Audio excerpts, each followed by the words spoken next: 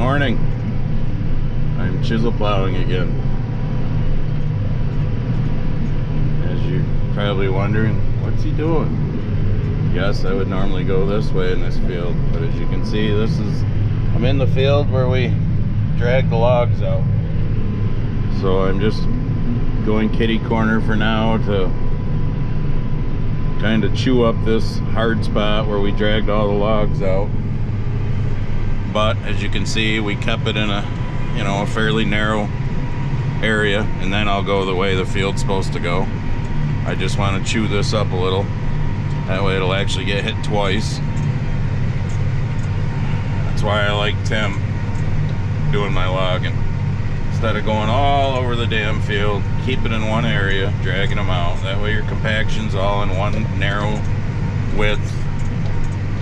So if you're going to lose a little yield, you're going to lose a little yield there.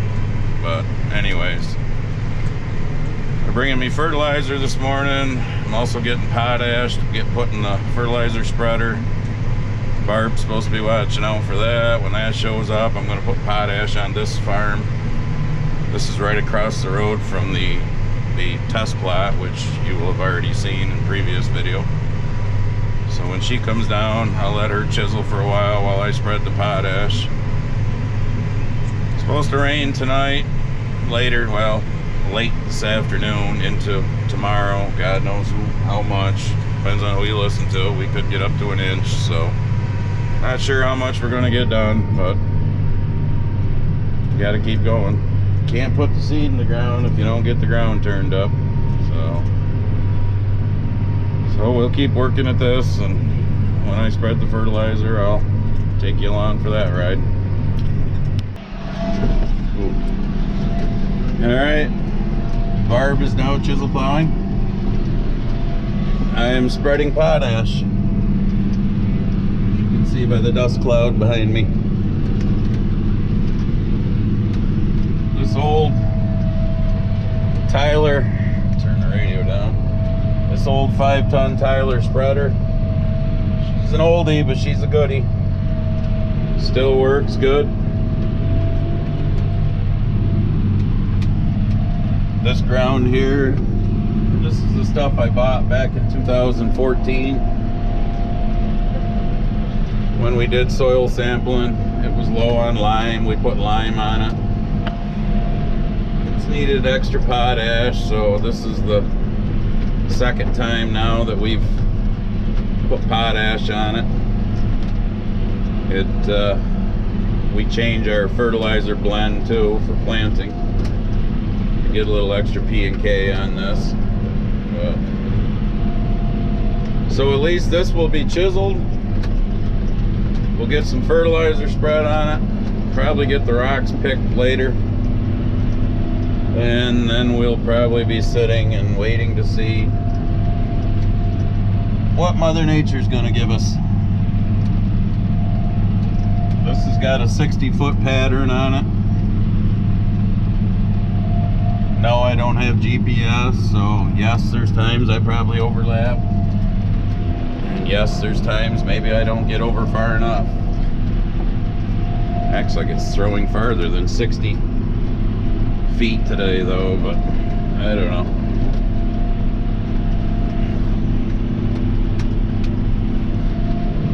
Needs to get done. Can't put the seed in the ground until we get the ground ready. So, and there's Barb, just the chiseling, getting ready to go over one of the mountains in our fields. She'll disappear here shortly.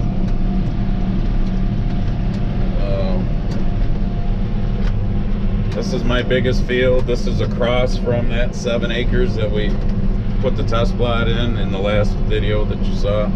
There's 43 acres here. Envision Italy.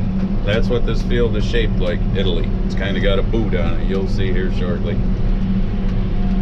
I mean, this, we get excited when we work a field like this because we consider 43 acres big. You listen to these guys out west and whatnot, and they're working fields that are, a 100-acre field is small for them.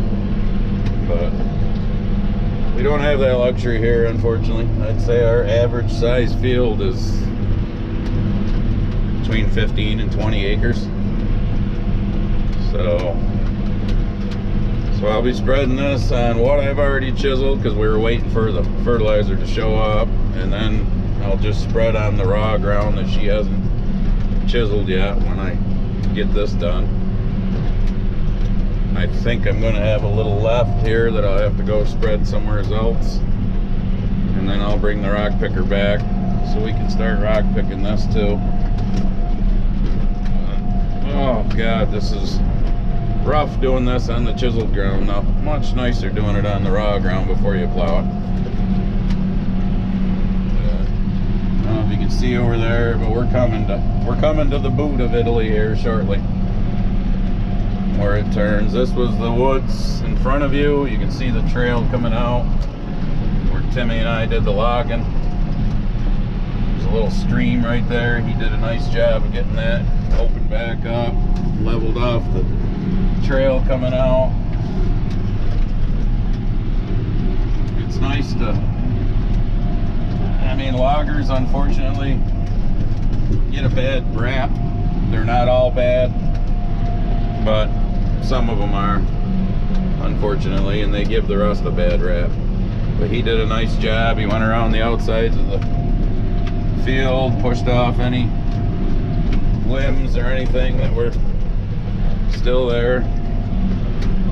Now eventually, when I get going back and forth here and get around the headland, I think I'll stick the magnet out there in the back, let you watch fertilizer fly around. But a little too rough right now with having to turn. Okay, here's the boot of Italy, where the field goes this way. Oh, that's rough going across that. One little spot out there in the center that I never did work. We got tile in it, but it's just, I don't know, we might have to retile. Just one spot that never seems to want to completely dry up. But alright, I'll get back to you here when I can put this out on the back and let you watch fertilizer fly. Let me get into some longer rows again. That's a little smoother. Let's see what happens.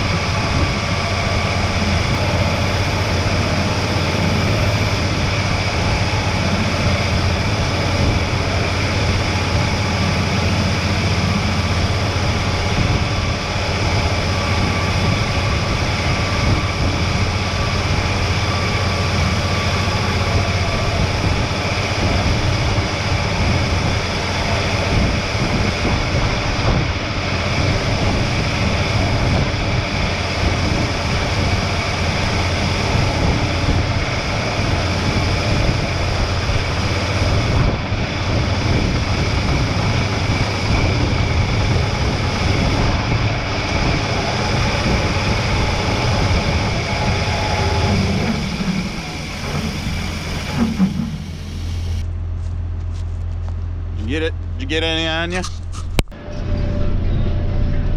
Oh, looky there. There's a big one that she pulled up.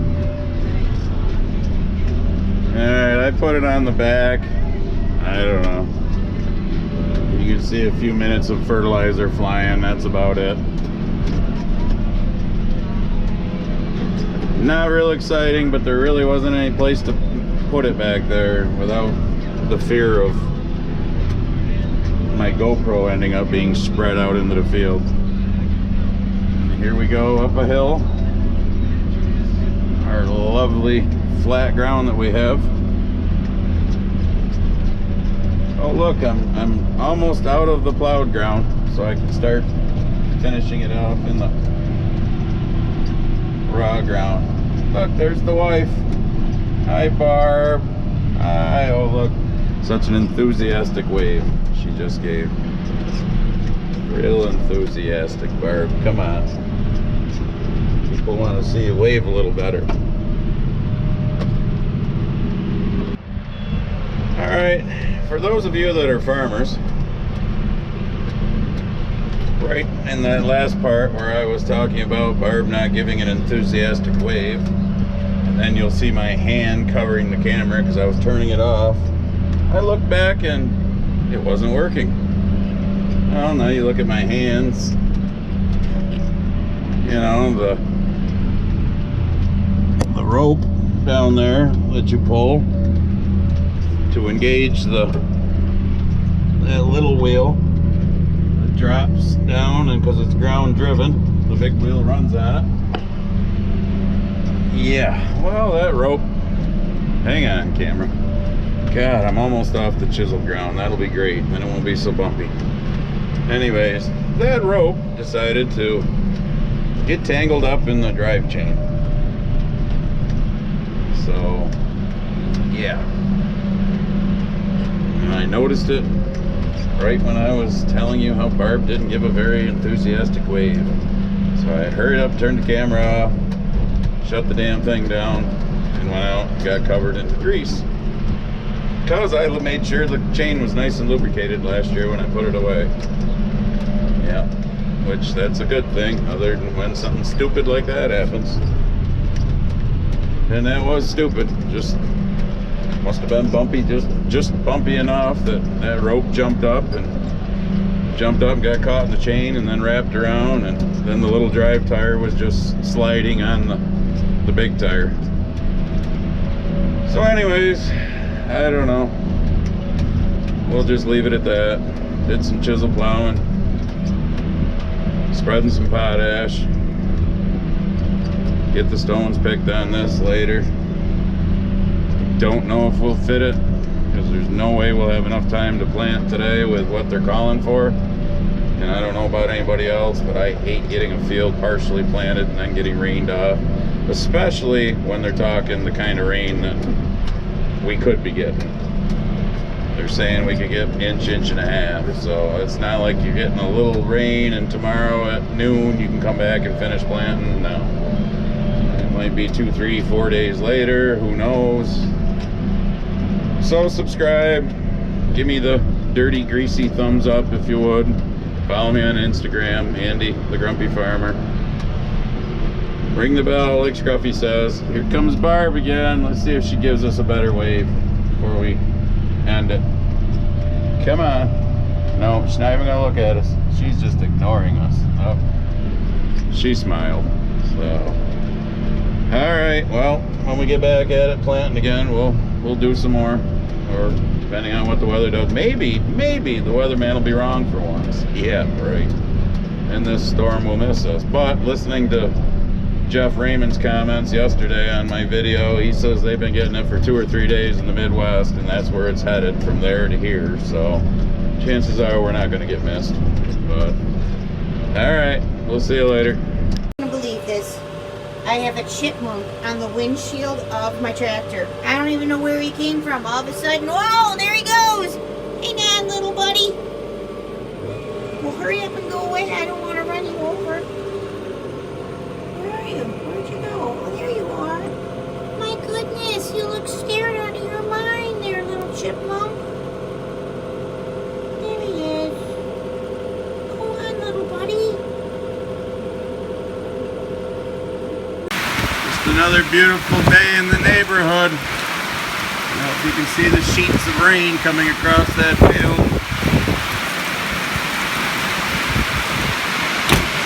Holy shit. Or if you can hear it on the tin roof in the shop here. Buddy doesn't like thunder. That's why he's in here with me. I don't think we'll be back in the field for a day or two, that's for sure. Good old Mother Nature.